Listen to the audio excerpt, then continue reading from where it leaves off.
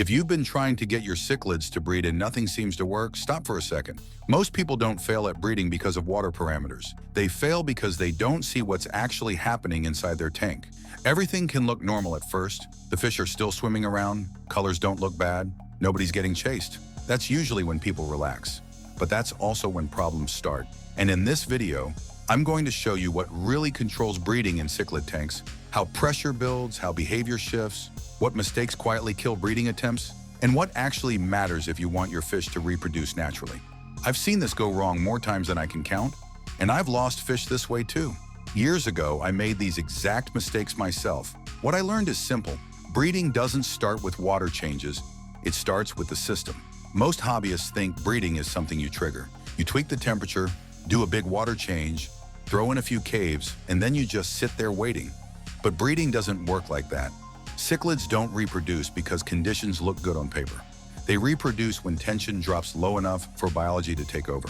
Every established tank already has a structure, even if you don't see it right away. There's always a dominant fish, middle fish trying to hold position, and suppressed fish quietly staying out of the way.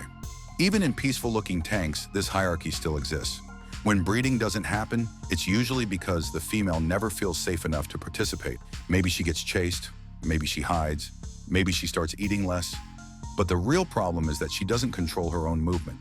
If retreat always gets followed and hiding always gets watched, reproduction shuts down. This is where most people go wrong. They focus on the male, but the female tells the real story. If she can move in, pull back when she wants, disappear for a bit, then come back on her own terms, you're close. But if she's being escorted everywhere she goes, breeding is already off the table. And before we go any further, there are 3 signs that tell you almost everything. If the female never really gets away, you don't actually have a breeding setup yet. If one fish controls food every time you feed, breeding usually stalls right there. And if your tank has long open sight lines where everyone sees everyone all day, tension never really drops. Those 3 things tell you more than any test kit ever will. And here's something most people don't realize until it's too late. Even when everything else looks perfect, missing just one of these can quietly shut breeding down. Keep that in mind, because it connects directly to the next mistake almost everyone makes. This is where nearly every forum conversation ends up. Someone always says, try a big water change.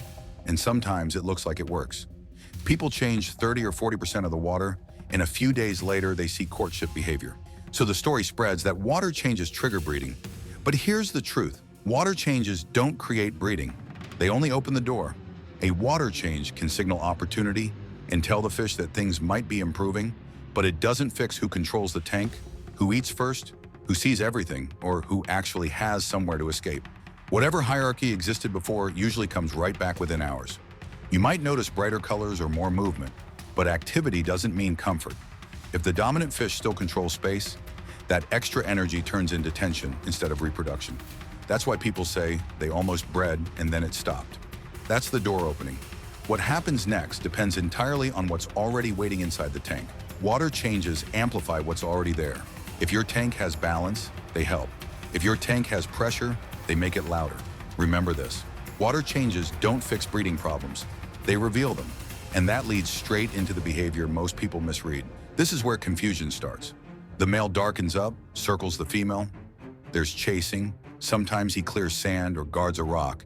And everyone asks the same question. Is this breeding or fighting? Here's how I tell the difference. Real courtship leaves room to retreat. Aggression takes that away.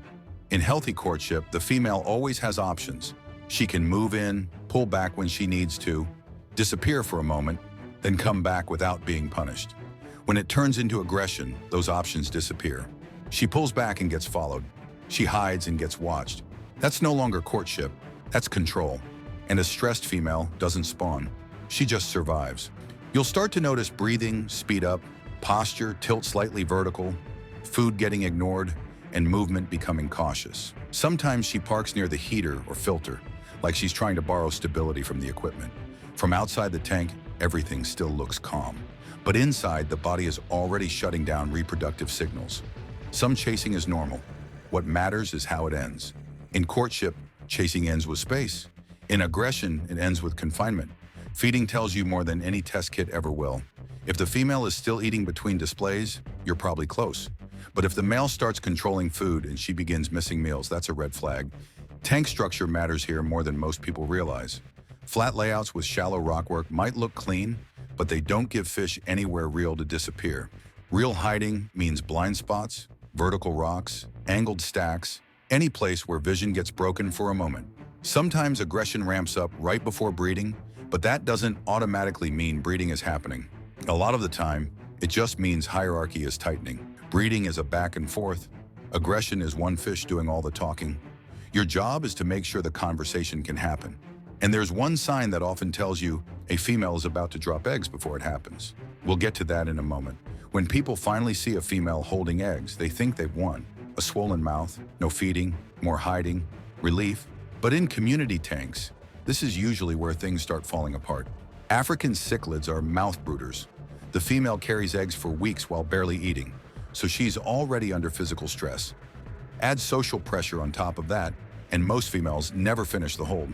Some spit early, some swallow. Sometimes the fry get released too soon and eaten. Then owners say she was holding, and suddenly she wasn't. That wasn't random, that was pressure. Most community tanks don't give mouth-brooding females what they actually need. They don't get long, uninterrupted hiding. They don't get real visual separation. They don't get freedom from feeding pressure. And they rarely get space where a dominant fish can't sit nearby watching everything. Even tanks that look peaceful usually fall short. That's why serious breeders separate females or strip eggs, not out of greed, but because they've learned that most females simply can't carry to term while being watched nonstop. Move the female to a quiet tank and everything starts to shift. Her breathing slows. Posture softens. Eggs begin developing the way they should. It's the same fish, just under different pressure. Some females also need experience and drop early their first few times, and that's normal. And hiding doesn't always mean safety. If dominant fish sit nearby, hiding turns into confinement. Mouth brooding exposes weaknesses in your system faster than almost anything else. If your tank actually gives the female space to retreat and recover, she'll usually carry to term. If it doesn't, the eggs disappear. That's the difference. Most community tanks are designed to look good. Breeding setups are designed to help fish survive the process. And if you don't have a second tank, that doesn't mean you're stuck. You still have options. Start by tightening up your rock piles so you're creating real blind spots instead of just stacking rocks for looks. When she finally releases fry, feed heavier on the opposite side so attention pulls away from her. Then dim the lights for the first day. That small window of calm is often the difference between fry making it and disappearing overnight. And this is where compatibility comes in, because even with perfect setup, not every pair will cooperate. This is usually where people get frustrated.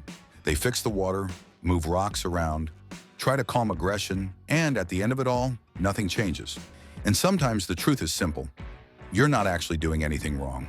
Not every male and female will breed, even within the same species. Cichlids choose. Compatibility doesn't show up on test kits. You see it in how they act. With compatible pairs, there's curiosity instead of avoidance. Displays happen, then the female comes back. When pairs don't match, you start seeing distance. The female avoids eye contact, stays hidden longer, starts eating less. That's rejection. Experience matters too. Some fish are just better breeders. Younger fish often fail where older ones succeed. Tank dynamics play a role as well. Extra males, nosy tank mates, constant movement around the glass. Breeding needs privacy. That's why spawning often starts after tank changes, not because of chemistry, but because territories reset and attention gets scattered. With many American cichlids, you'll often see stronger pair bonding and nest defense. But pressure and territory still decide whether the female feels safe enough to commit. Mixing species makes things harder because different fish communicate in different ways. What looks like courtship to one fish can feel like a threat to another. That's why single-species breeding tanks exist. And even within one species, give your fish options. Give them more than one female, more than one male. Let natural choice do the work. Forced pairs usually fail. Breeding isn't something you can demand. It only happens when both fish agree. And now we come back to the core of everything. Everything comes back to pressure. People think it's about temperature, or caves, or some special trick. But it isn't. Breeding doesn't start because you push the right button. It starts once the right conditions are finally there. You don't create breeding, you remove what's been blocking it. When pressure drops, fish start acting differently. Breathing slows. Movement settles. They begin eating normally again. Exploration replaces hiding. and that's when reproduction becomes possible. I had tanks years ago that looked perfect on paper, stable parameters, beautiful fish, and nothing bred. I kept tweaking numbers, but the problem wasn't chemistry, it was behavior. Once I started paying attention to who ate first, who controlled corners, who hovered near heaters, I could predict outcomes days ahead. Dark cichlids isn't about aggression or breeding, it's about systems. Every tank slowly builds its own feeding routes, patrol paths, and escape corridors, even if nobody ever explains them. One fish ends up controlling space, another backs down, and there's always one that just waits quietly in the background. Your job is to design that system so waiting doesn't turn into collapse. The way I think about it is simple. When structure improves, tension starts to drop. Behavior begins to settle, and slowly you can see trust forming inside the tank. Once trust is there, breeding finally becomes possible. Moving rocks works because it breaks vision and resets dominance. Adding groups works because attention gets divided and stress spreads out. That's why some tanks suddenly start breeding after a rearrangement. People always ask how long breeding takes. That's the wrong question. The real question isn't how long breeding takes. It's how long your tank takes to become safe. Sometimes that's a few weeks, sometimes it's months, and sometimes it never happens at all if nothing inside the system ever changes. If your tank is full of pressure, no technique is going to save it. But when your setup finally supports retreat, recovery, and real choice, breeding often shows up on its own, usually when you're not even expecting it. Advanced cichlid keeping isn't about mastering equipment. It's about learning how to observe. Start watching the quiet fish, the one that eats last, the one that never fully relaxes. Those fish tell you more than any test kit ever will. Fix what they're showing you, and breeding becomes a side effect. Don't build your tank for breeding. Build it for safety, movement, and choice. Cichlids don't reproduce on command. They reproduce when pressure disappears, and your tank decides when that happens. And if this changed how you look at your tank, don't stop here. Dark Cichlids already has a full library of videos on aggression, behavior, tank setup, feeding, and how cichlid tanks actually work. Pick another one and keep building your system. This hobby starts making a lot more sense once you learn how to read your fish. And before you go, I've left a video about overstocking in the top right corner. Click that and meet me there, because how many fish you keep changes everything we just talked about. I'll see you on the next one.